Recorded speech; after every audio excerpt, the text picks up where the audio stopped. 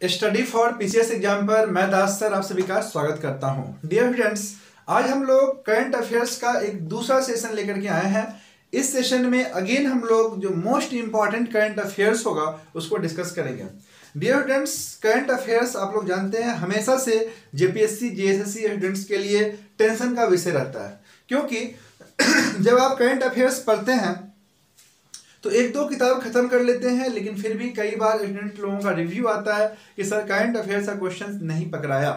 तो इसी से क्वेश्चन को है ना, जो क्वेश्चन आप लोगों का छूटता है उसको पकड़ने के लिए है ना, वो क्वेश्चन आपसे बन जाए, इसके लिए हम लोग जो एक नया जो अभी स्टार्ट किए हैं सीरीज, इसमें बेसिकली लोकल न्यूज़पेपर से जो हाईलाइटेड न्यूज होता है जो आपके एग्जाम में डायरेक्ट आ सकता है, उससे करंट अफेयर जो बन सकता है उस पर हम लोग चर्चा करेंगे।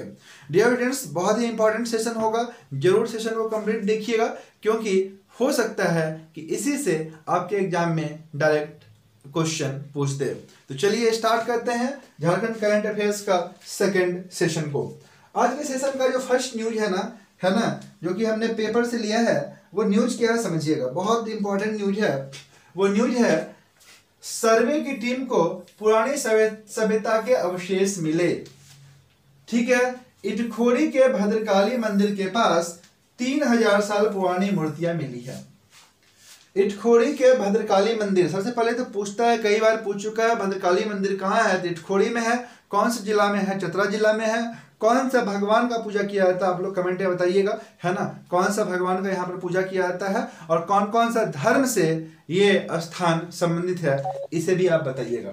डियर फ्रेंड्स, ध्यान दीजिएगा, अभी जो मोस्ट हाईलाइटेड न्यूज है, इटखोरी के भद्रकाली मंदिर के पास 3000 साल पुरानी मूर्तियां मिली और ऐसा माना जा रहा है कि यहाँ पुराना सभ्यता भी हो सकता है। ठीक है, इंपॉर्टेंट न्यूज आगे क्या है समझिएगा। झारखंड के चतरा जिला में 2500 से 3000 साल पुरानी विकसित सभ्यता होने का संकेत मिले।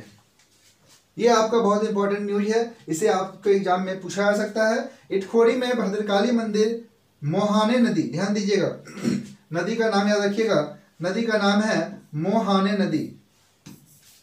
मोहाने नदी, ठीक है, मोहाने नदी के तट पर विशेषज्ञों ने सर्वेक्षण कर हिंदू, बौद्ध और जैन धर्म से जुड़ी निशानियां सामने आई है।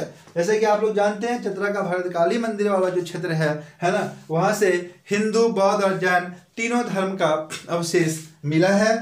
ठीक है, और अभी जो प्रतिमा सब मिला है उसमें वहां भद्रकाली और भगवान विष्णु के मंदिर और प्रतिमाओं के अवशेष मिले हैं। शिवलिंग और बुद्ध का कई छोटी छोटी प्रतिमाएं भी खुदाई में मिली है। जैन धर्म के स्थलों से जुड़े अवशेष भी सामने आए हैं।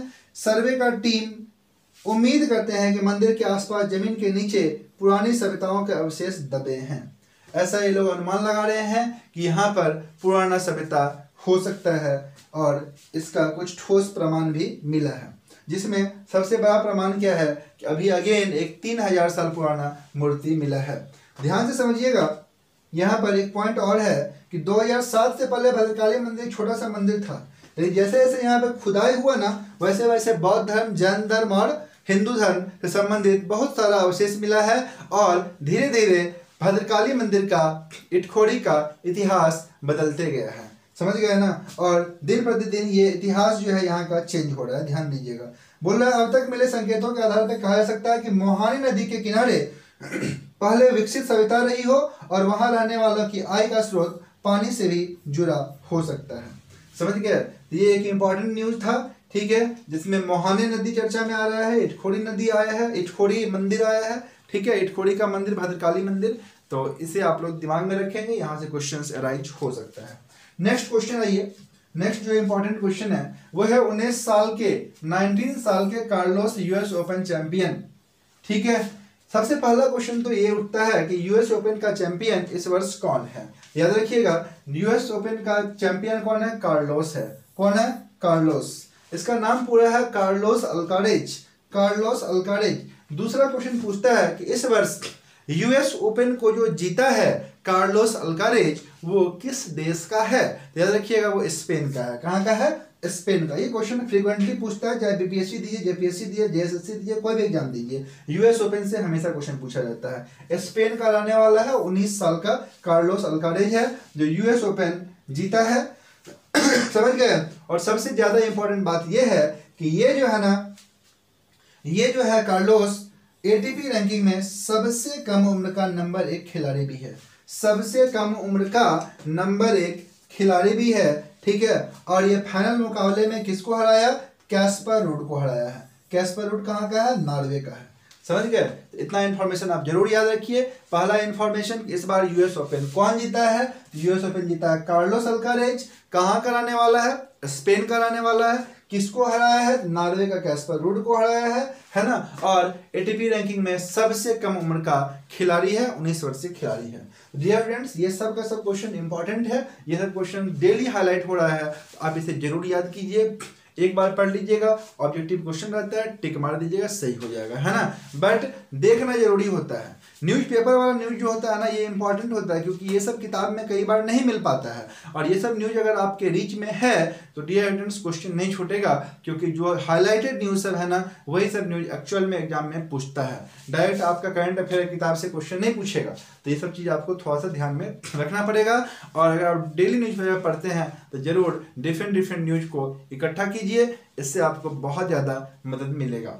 चलिए नेक्स्ट हम लोग देखते हैं। और हाँ, अगर आप इस टाइप के न्यूज़ को, ये जो न्यूज़ है इसका पीडीएफ अगर चाहते हैं तो स्टडी फॉर पीसीएस एग्जाम पर आपको मिल जाएगा, है ना। जो हमारा टेलीग्राम चैनल है उस पर जाकर के आप इसको देख सकते हैं। देखिए मोस्ट इंपॉर्टेंट नेक्स्ट न्यूज़ क्या है, ध्यान दीजिएगा।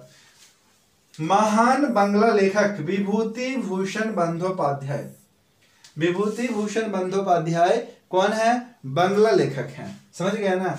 को मिला आधुनिक भारत के श्रेष्ठ साहित्यकारों का दर्जा, के श्रेष्ठ साहित्यकार का दर्जा। ये भी न्यूज अभी हाईलाइट में है ना। याद रखिएगा, विभूति भूषण बंदोपाध्याय ये कैसे लेखक है? कौन से भाषा के लेखक है? तो बांग्ला लेखक हैं, ठीक है। और ये क्यों चर्चा में है? क्योंकि पाथेर पंचाली के रचयिता विभूति भूषण बाबू की स्मृतियों को संजोगेगी झारखंड सरकार, और घाटशिला में 25 लाख से बनेगा स्मृति भवन।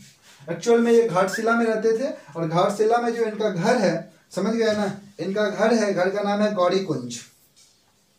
तो गौरी कुंज को झारखंड सरकार के माध्यम से 25 लाख रुपया का निवेश किया जा रहा है, और इसको बनाया जा रहा है स्मृति भवन। यहाँ पर जितना भी इंपॉर्टेंट इनका किताब था, है ना, सबको रखा जाएगा, और एक स्मृति भवन तैयार किया जा रहा है गौरी कुंज को, जो कि घाटशिला में है। सबसे बड़ा इंपॉर्टेंट ये है कि विभूति भूषण बंदोपाध्याय का स्मृति भवन झारखंड के किस क्षेत्र में किया जा रहा है? तो घाटशिला में स्थापित किए जाने का प्रोग्राम है। 25 लाख जो है में बनेगा स्मृति भवन।